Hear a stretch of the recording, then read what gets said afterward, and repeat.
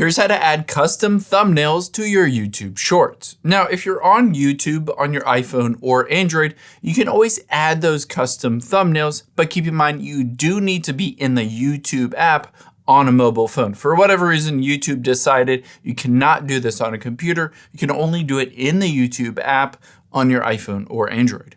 Now from here, let's navigate to that short. So tap on you at the bottom right, and then your videos.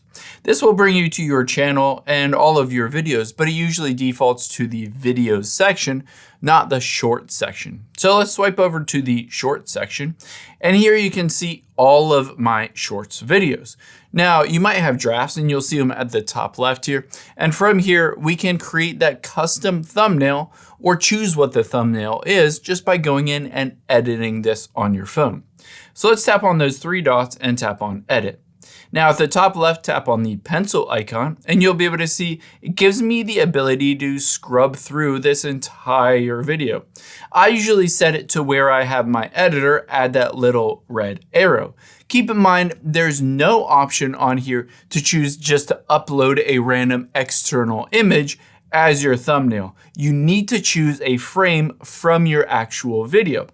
However, keep in mind you can tap on the AA and you can type in something like hi or whatever, basically text that you want to be on the thumbnail. Or if you wanted to instead, you can tap on the little filter icon and add a filter to make it look a bit different. Keep in mind, again, this little arrow, I have my editor add in, and then just tap on the check mark here at the top right, and then hit save.